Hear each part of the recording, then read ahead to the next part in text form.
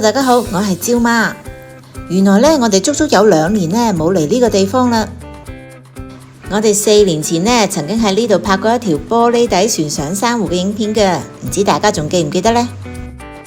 冇錯啦，大家估啱啦，我哋呢就係嚟咗香港西貢嘅海下灣海岸公園啊。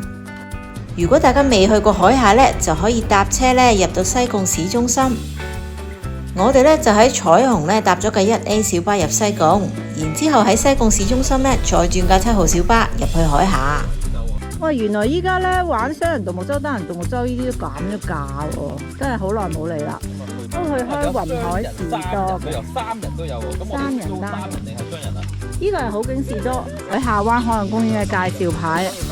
咁我哋依家咧就準備入去雲海士多啦。士多咧單人平日咧係80蚊嘅，雙人艇咧160蚊。落咗小巴之後呢，行2-3分鐘呢就會去到海景士多噶啦。我哋今次呢繼續係幫襯雲海士多嘅。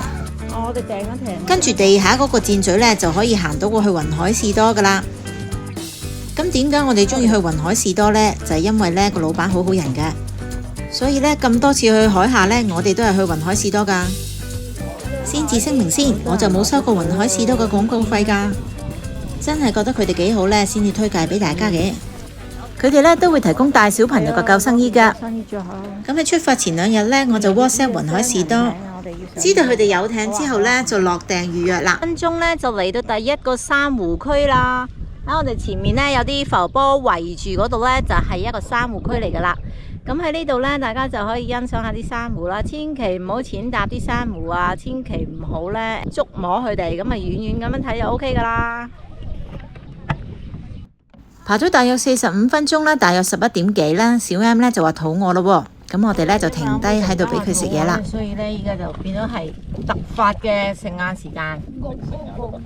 突發，有啲唔突發。好突發啊！依家幾點啊？其實而家睇下，係咪都應該係食晏嘅時間？11點，咁應該係 brunch 嚟嘅呢個。我哋頭先喺呢個華御見買個玻璃船啊，嗰個係世界自然基金會嗰個中心嚟㗎，可以坐嗰架玻璃底船㗎。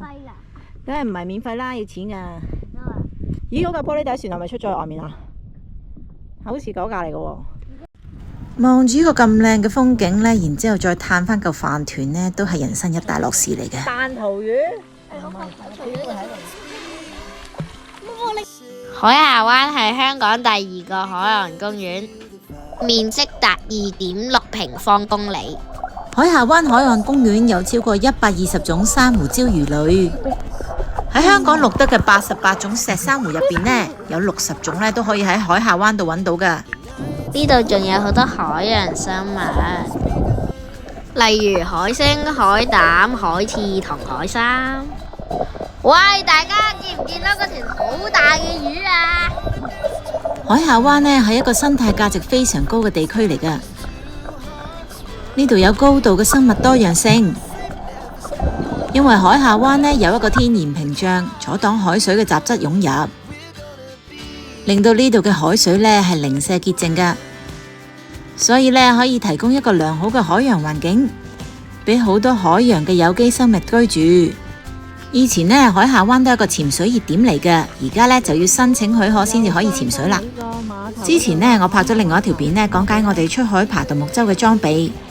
今次呢，我哋都有帶 C2 Summit 嘅防水袋，去擺我哋啲食物啦、手機同急救用品嘅。1點40分㗎啦，咁啊今朝10點幾開始玩啦，玩到依家都玩3個鐘㗎啦。咁我哋依家呢，就準備翻返去海下村嗰度啦。咁臨尾呢，就再過嚟依個珊瑚區嗰度望下啦，睇下潮退咗之後會唔會睇到多啲嘢。香港政府呢喺1996年呢將海下灣列為香港海岸公園之一，並且呢立例禁止任何影響呢度生態系統嘅人為活動，例如釣魚啦、捕魚拖網，亦都禁止任何人將呢度嘅海產同珊瑚拎走。